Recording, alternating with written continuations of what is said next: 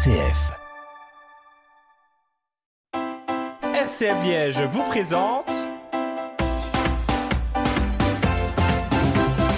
Génération 2.0.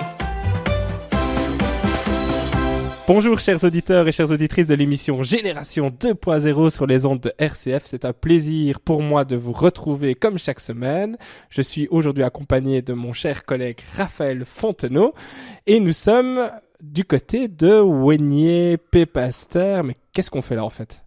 Alors, on est venu à la rencontre de Cédric et Céline et on va parler de différentes choses, notamment du fait que Cédric et Céline ont récemment enregistré un album. Mais voilà, on en saura plus tout à l'heure. Enregistrer un album, intéressant ça.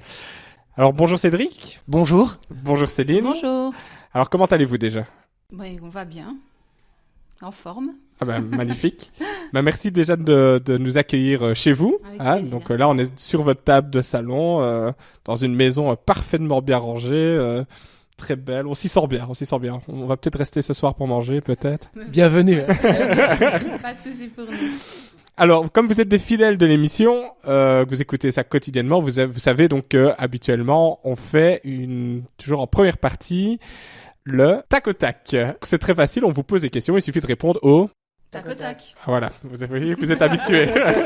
Et synchro. Alors on va commencer très simplement. Nom, âge et profession. Donc, nom Céline, âge 39 ans. Et profession, je suis aide-soignante, mais pour le moment, je suis maman au foyer. Une maman au foyer de combien d'enfants ? 5, bientôt 6. Ah oui, donc c'est un vrai métier, quoi. Ça prend du temps, en effet. Donc moi je m'appelle Cédric, j'ai 42 ans, bientôt 43, et je suis technico-commercial en protection incendie. Quel est votre plat préféré ? Les lasagnes. Le hachis parmentier. J'aime bien aussi le hachis parmentier, moi. Et ma fait femme... très bien. Ah ouais, ma femme fait du hachis parmentier exceptionnel. Enfin, d'accord, on verra ça plus tard. Question suivante. Si vous pouviez avoir un rendez-vous avec une personne, qui vous voulez, donc de vivant, de mort ou même de fictif, avec qui décideriez-vous d'avoir un rendez-vous ? Avec Saint-François. Saint-François. J'avoue que j'aime Saint-François aussi. Oui, Saint-François. Saint-François a déjà 2 rendez-vous dans son agenda. On en prend bonne note. Alors, imaginons que Saint-François ne sait pas être disponible. Donc, à la place, on vous donne un rendez-vous avec Dieu. Et vous pouvez lui faire une demande. Qu'est-ce que vous lui demanderiez ? La sainteté de notre famille. Rien que ça, oui, normal. Moi je demanderais qu'il revienne. Ah ! Alors, question originale, si vous gagnez à l'euro-million, donc à part faire un don, bien évidemment, à RCF et au service de César des jeunes, bien évidemment, donc il vous reste plus là que quelques millions, que faites-vous avec les derniers millions qui vous restent ? On s'achète une maison familiale dans un endroit qui nous est cher, en pleine nature. Même réponse. D'accord. C'est pas très original, Aussi, mais... c'est vrai. Parfait, on arrive tout doucement à la fin de notre tac au tac. Si j'avais une dernière question pour le tac au tac quand même. Quelle musique est-ce que vous aimez écouter ? Une musique que quand vous l'écoutez, vous ne pouvez faire qu'une chose, c'est de danser. Ça peut être une musique païenne aussi, donc ce que vous voulez. Moi, je dirais Jason Upton. C'est du rock chrétien, anglais, enfin américain. Mais au fait, au-delà de nous faire danser, ça nous met en transe. Je sais pas si je peux dire en transe. Si, c'est bien. Dans l'onction, je sais pas si je sais pas comment vraiment ajuster mes mots, mais en tout cas, c'est très inspirant et la musique est engageante et donc du coup, on est transcendé. Est-ce que tu as un morceau de notre ami chanteur là, que tu aimes particulièrement bien ? Oui, le lion de Juda, Lion of Judah. Eh bien, écoute, on s'écoute un petit extrait et on va se mettre en transe avec toi. Plaisir. Alors.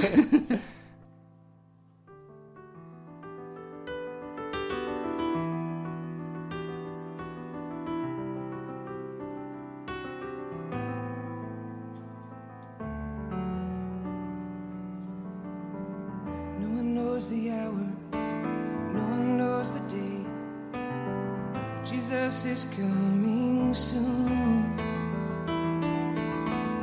Oh, creation trembles, longing for the day. Jesus is coming soon. There will be judgment and there will be mercy on that terrible day. Leaders will bow down, kingdoms will fall down, and you feel your world begin to shake. Hear the sound of the Lion of Judah, see the fire and the fear in the enemy's camp. From the sound of the Lion of Judah, roar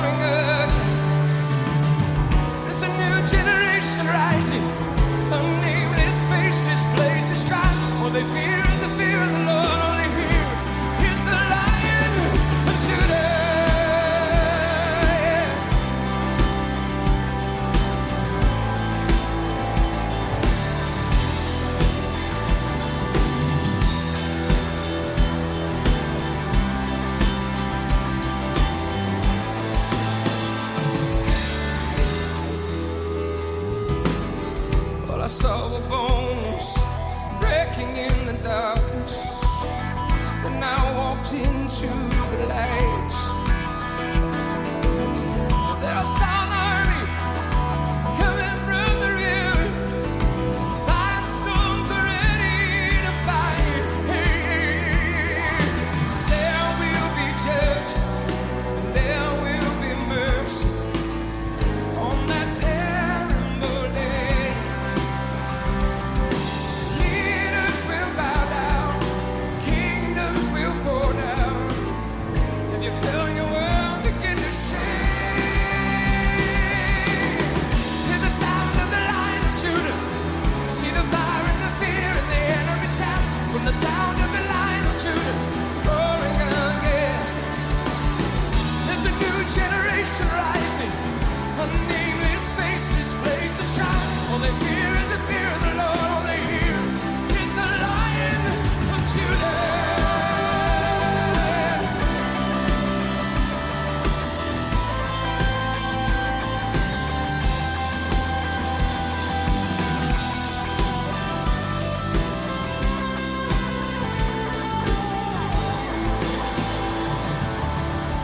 Second verse, all I saw were bones.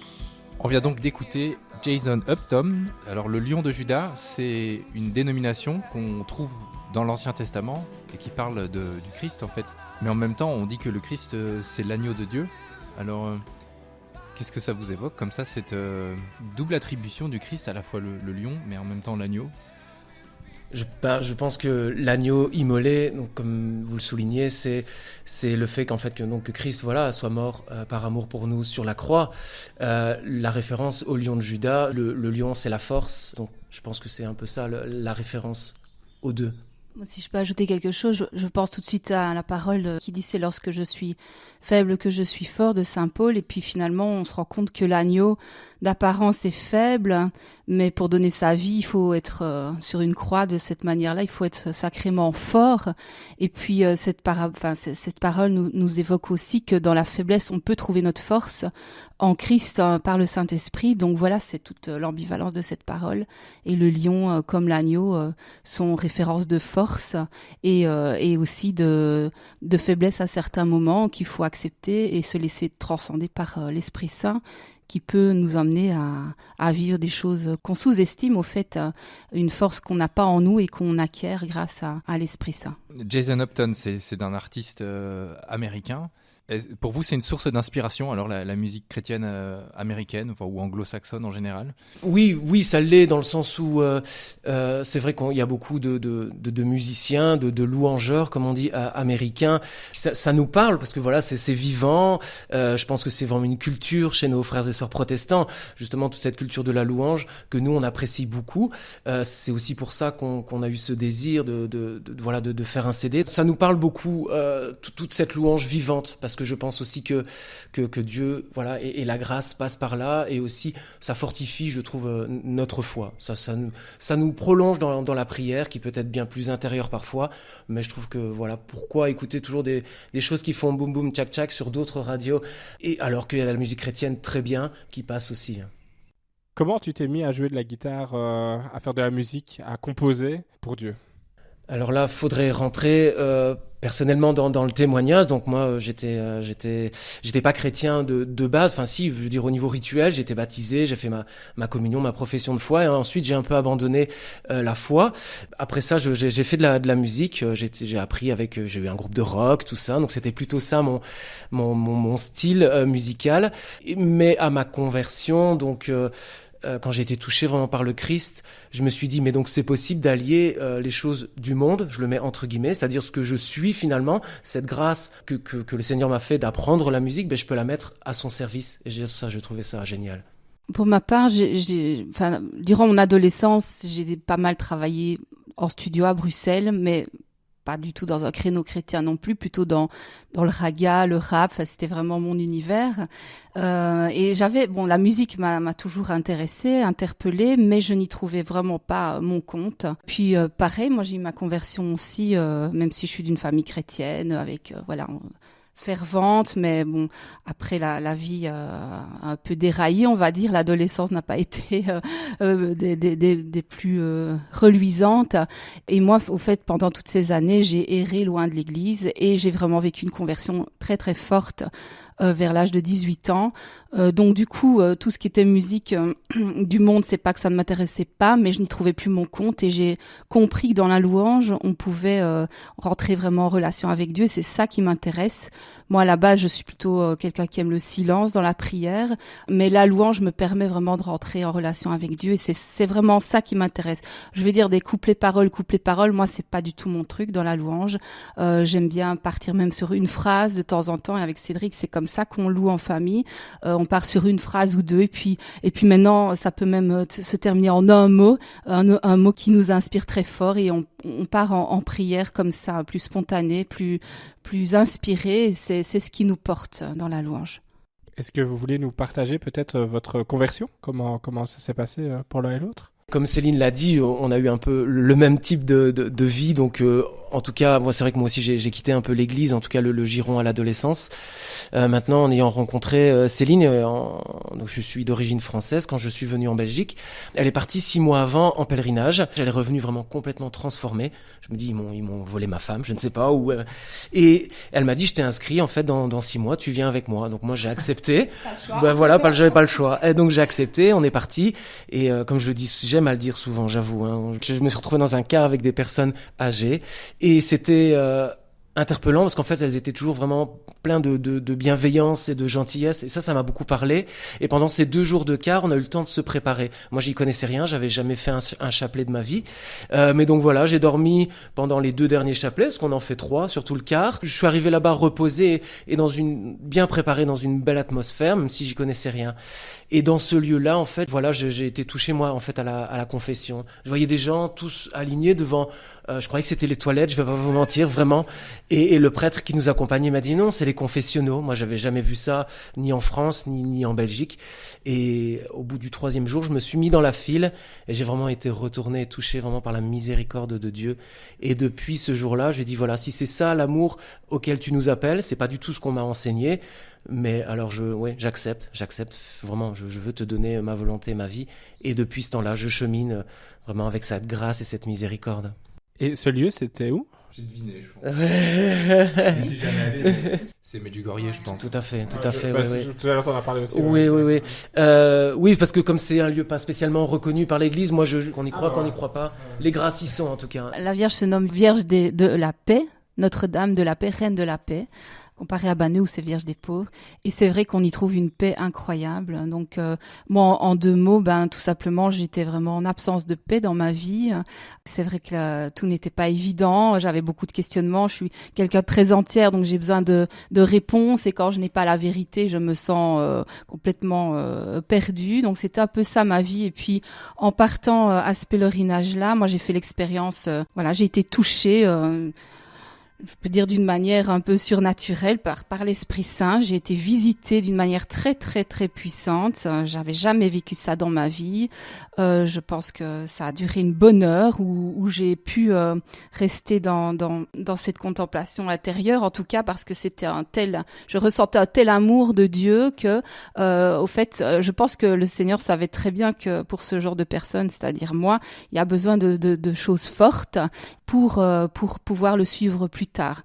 Et c'est vrai que souvent avec nos enfants, c'est peut-être pas le thème là directement, mais souvent même on m'a dit que ce soit mes enfants ou des amis, oui, mais moi j'attends de vivre ce que tu as vécu pour me convertir ou bien pour suivre Jésus. J'ai dit non, parce que chacun a un chemin personnel, chacun a une expérience personnelle selon ce qu'il a besoin. Moi j'avais besoin de quelque chose de fort et c'est vrai que ça a bouleversé ma vie complètement. Et voilà, je bénis le Seigneur parce qu'aujourd'hui, il me donne chaque jour d'avancer avec lui. C'est un renouvellement quotidien, c'est une conversion quotidienne. On n'est jamais arrivé, mais en tout cas, voilà, c'est un moment qui restera toujours gravé dans mon cœur. Et alors, je me pose 2 questions. La première question, c'est comment une jeune comme toi, de ton âge, qui était un peu éloignée de la foi, se retrouve dans un car pour aller à Medjugorje? Comme je vous disais, je fais partie d'une famille chrétienne. J'y suis allée dès l'âge de 4 ans à Medjugorje. Voilà, j'ai fait tous les pèlerinages possibles et imaginables, à part Jérusalem. Je veux dire, mes parents m'ont emmené à Assise, m'ont emmené à Lisieux, m'ont emmené un peu partout. Ce qui fait que j'ai été une petite fille très, très fervente, hein, jusqu'à, je dirais, l'âge de 12 ans, où alors là, j'ai vécu un divorce dans ma famille et où moi, je suis partie vivre avec mon papa. Je n'ai plus vu ma maman. Enfin voilà, il y a une déchirure qui a fait qu'à ce moment-là, mon esprit rebelle a pris le dessus et a abandonné tout ce qui était église. Peut-être cette déception aussi de voir une famille chrétienne malheureusement finir comme ça, on va dire. Mais voilà, Dieu est fidèle et Dieu ne laisse jamais son enfant, parce que je sais que petite, cette relation était déjà très forte et je sais que Dieu ne laisse jamais ses enfants, quoi. Il est venu me rechercher, même c'est à l'âge de 18 ans, il m'a laissé faire un petit peu mes bêtises pour que le jour où il vienne me rechercher, je le choisisse véritablement, quoi. Du coup, quand vous êtes rencontrés, vous étiez un peu éloignés de la foi tous les deux. Et donc, vous avez vécu cette conversion avec 6 mois d'écart ensemble. Votre projet de vie a complètement été bouleversé par cette conversion, je suppose. Oui, moi je dirais que j'avais déjà retrouvé un petit peu le chemin vers le Seigneur vers l'âge de 18 ans. C'est à 20 ans que je suis partie à Medjugorje et Cédric 6 mois plus tard. La foi, c'est un don, on le dit, hein, donc on peut croire en Dieu mais ne pas mettre des choses en œuvre. On peut continuer à vivre dans notre quotidien avec nos vieilles habitudes et le vieil homme qui est toujours en nous. Et puis il y a une conversion qui fait qu'on ne veut plus vivre ce genre de vie et on pose des choix plus radicaux. Et je dirais qu'entre 18 et 20 ans, ça a été ça la différence, quoi.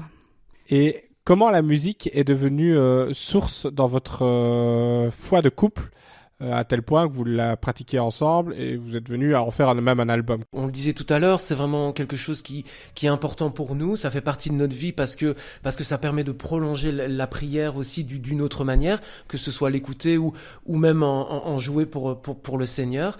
Et donc ça fédère en fait simplement notre prière. On commence toujours, et même pour les enfants, je trouve que ça nous remet tous d'un cœur sincère avec des paroles sur le Christ, sur la Vierge. Mais ça dispose nos cœurs à pouvoir entrer dans cette prière plus profonde ou justement dans une discussion, dans une lecture d'évangile. Et c'est vrai que c'est devenu un peu le ciment donc de notre prière et de notre famille, et on essaye, sans forcer bien entendu, de transmettre ça aussi à nos jeunes. Comment ça se passe en fait? Moi c'est une question vraiment que je me pose, clairement, quand j'aurai des enfants, c'est comment leur transmettre la foi, sans les dégoûter, mais tout en gardant une vraie sincérité avec eux. Comment avoir le bon équilibre? Enfin voilà, quelle est votre recette magique, vous? On n'a pas de recette magique, on prie beaucoup. En fait, en tant que parents, je trouve que notre rôle, au-delà de les éduquer, c'est aussi vraiment beaucoup de prier pour eux. Comme Céline l'a témoigné, je veux dire, c'est pas parce qu'on est une famille chrétienne qu'on est à l'abri de tous les orages de la vie, et surtout pour nos jeunes. On en est la preuve à tous les deux. Je veux dire, tous les deux, on s'est échappé de l'église et du giron, je dirais, de nos familles. Et donc, je pense qu'il faut vraiment beaucoup prier pour nos enfants, prier pour les couples, et ça c'est un rôle important. Il n'y a pas de recette magique, je pense qu'il faut être vraiment en vérité, c'est-à-dire ce qu'on dit, quand on dit par exemple quelque chose, on lit une parole d'évangile, on dit mais ça on le fait pas, les enfants vont toujours dire mais pourquoi on peut pas le faire, nanana. C'est être en vérité avec eux et leur dire écoutez, on le fait pour ci, pour ça, et parce que le Seigneur nous appelle et surtout nous aime, il ne nous force jamais, mais c'est son amour aussi qui doit nous faire avancer dans ce monde qui est rempli de tentations, ça je ne le nierai pas. Je pourrais ajouter que pour être un chrétien aujourd'hui, il faut être un chrétien authentique, quoi. Si c'est être un chrétien de façade ou de avoir un certificat de bonne vie et mœurs, à ce niveau-là, on laisse tomber. Enfin, nous, en tout cas, on n'envisage pas les choses comme ça. Je pense que ça peut plus dégoûter les jeunes qu'autre chose. Donc, c'est le témoignage authentique, c'est montrer ce qu'on est, nos forces, mais nos faiblesses aussi, ne pas les cacher, soi-disant parce qu'on est chrétien, on est fort. Oui, on peut avoir la victoire parce que justement, on peut dépasser nos limites parce qu'on sait qu'on reçoit une force supplémentaire. Mais c'est important de dire les choses telles qu'elles sont, sans déguiser, sans sacraliser ou sans mettre une religiosité sur notre croyance, sur notre foi. Il faut vraiment être authentique pour ne pas les dégoûter, pour les emmener avec nous et surtout leur parler de l'amour de Dieu. Je pense que c'est c'est le moteur principal, c'est l'amour que Dieu a pour nous, c'est que Dieu nous désire chacun personnellement. Et si un enfant entend, il y a pas que maman ou papa qui prie le soir ou peu importe. Non, si je sais que j'ai un appel personnel, si je sais que moi aussi Dieu m'appelle et Dieu m'aime, j'espère qu'on leur donnera ce goût d'avoir envie de découvrir Dieu et que chacun, on les encourage vraiment à vivre une conversion personnelle. Voilà, chacun a son moment avec Dieu, chacun a sa liberté de le choisir ou non. Et nous, en tant que parents, alors on prie pour nos enfants. On précède le terrain, finalement, on essaye on a confiance que la prière agit et donc on plante ces petites graines et on espère que le Seigneur va arroser jusqu'au jour où, mais ça nous appartient pas. Quelle était l'inspiration pour choisir ce titre-là, jusque dans l'éternité? Est-ce que ça signifie emporter quelque chose dans l'éternité? Ou est-ce que ça signifie... je cherche mes mots, mais j'imagine qu'il y a quelque chose de l'ordre de passer d'ici à ailleurs, et en même temps, c'est déjà ailleurs ici, quoi. C'est comme si la vie éternelle était déjà commencée, quoi. Il y avait une continuité entre aujourd'hui et toujours, quoi. Le titre de l'album vient, et Céline, tu m'arrêtes si je me trompe, mais en fait, ça vient de la prophétie de Saint Louis-Marie Grignon de Montfort. En fait, c'est à Jésus, par Marie, jusque dans l'éternité. Et donc, c'est quelque chose, nous aussi, c'est une spiritualité qui nous parle énormément. Et donc, justement, on a voulu reprendre ce thème, non pas pour du copier-coller, mais je trouve que votre question, justement, ouvre les perspectives aussi de cette phrase dans son entièreté.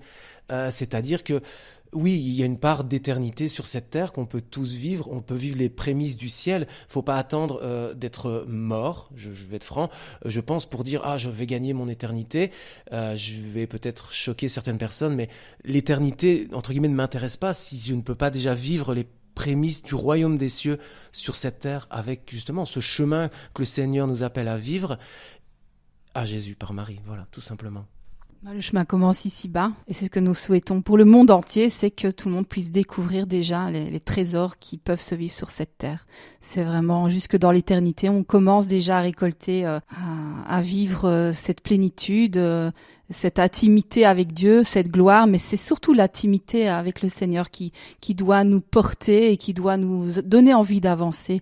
Oui, Dieu guérit, oui, Dieu relève, oui, Dieu fait plein de choses parce qu'il est tout puissant, mais avant tout, Dieu est une personne qu'il faut découvrir. Pour rentrer dans cet appel, il faut un cœur ouvert.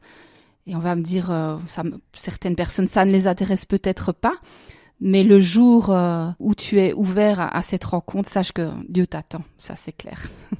Pour venir un peu plus concrètement aussi sur l'album, comment est née l'idée vraiment de faire cet album ? Eh bien, on avait donc plusieurs chansons. En fait, comme on l'a dit, on fait partie d'un groupe. Enfin, on a fait partie d'un groupe de prière aussi. Céline et moi le fait, comme elle le disait tout à l'heure, qu'on partage ces temps de prière ensemble. On a plusieurs chansons et à un moment, on s'est dit, c'est quand même dommage entre guillemets que ça reste juste entre nous et on avait ce désir de peut-être de partager, de pouvoir en fait mettre toutes ces chansons sur un support pour transmettre simplement notre désir de faire de la louange et de prier en ce sens. Oui, il y a tellement de groupes différents de louanges. Luc, tu en es témoin le premier. Il y a tellement de styles différents de louanges. Chacun a quelque chose à apporter à l'église. Pourquoi laisser les choses au placard ? Moi, je n'étais pas non plus la plus friande de m'exposer comme ça par un CD, surtout si j'avais su que on serait interviewé à la radio après. Mais si ça peut aider certaines personnes à prier, c'est tout bénef. Et alors, parmi ces chants, est-ce qu'il y en a un chant qui vous tient peut-être plus particulièrement à cœur qu'un autre ? Par un regard. Par un regard. Et pourquoi Mais Par un regard, c'est une chanson très intime qui peut parler autant aux chrétiens qu'aux non-chrétiens. C'est comme un père qui parle à son enfant. C'est comme Dieu qui pose un regard bienveillant sur nous et pas un regard de terreur, quoi. Ça, c'est une conception aussi à s'enlever de la tête. Dieu ne punit pas, Dieu nous laisse libres. C'est le plus grand don qui nous est donné. C'est notre liberté de le choisir ou pas. On peut le choisir, on peut ne pas le choisir, mais lui nous laisse libres et à nous de saisir cette corde. J'aime bien le mot miséricorde parce qu'il y a le mot misère et corde. Donc, est-ce que dans notre misère, on laisse Dieu venir nous aborder ? Je pense que si on laisse Dieu venir nous aborder, notre vie peut changer complètement. On en est les témoins premiers. C'est pas des histoires, c'est une vraie rencontre personnelle en tout cas. On peut en témoigner parce qu'on l'a vécu, sinon on ne le dirait pas. Eh ben, Cédric, Céline, merci beaucoup pour ce temps passé ici, chez vous, Avec nous avoir plaisir. accueillis, avec tous les auditeurs de RCF. Merci à vous, c'était un plaisir. On se rejoint la semaine prochaine pour une nouvelle émission avec Raphaël. D'ici là, n'oubliez pas d'aller sur les différentes plateformes pour écouter donc, ce magnifique CD jusque dans l'éternité. Sinon, n'hésitez pas d'aller chez Siloé pour acheter l'album ou alors d'envoyer un mail à l'adresse suivante info@fratradt.com. On vous souhaite une très bonne semaine. À la semaine prochaine et d'ici là, portez-vous bien. Merci à vous. Merci à vous.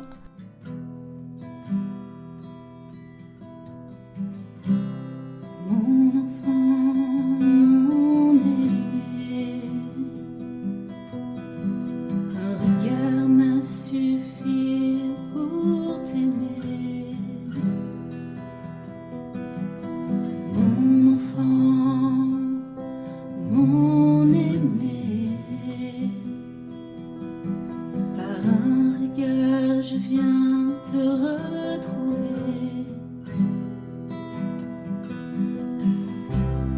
Dans le sein de ta mère, déjà je te voyais.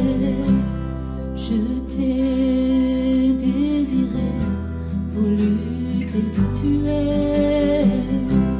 Je me plais à te faire habiter ma maison.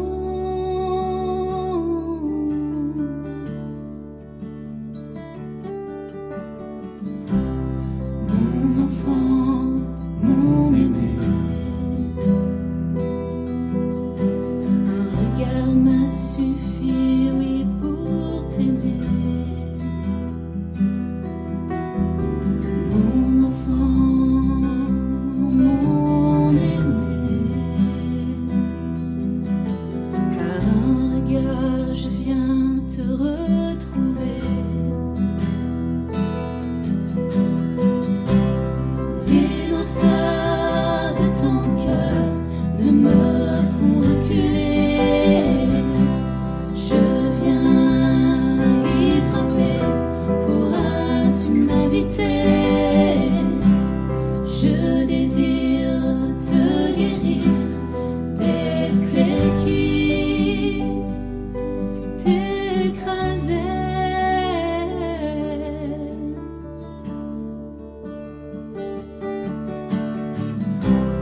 Dans le sein de ta mère, déjà je te voyais.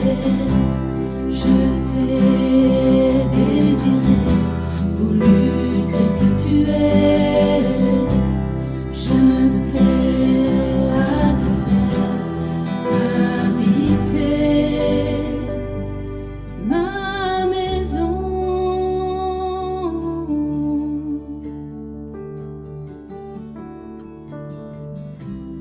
Mon enfant, mon aimé, un regard m'a suffi pour t'aimer.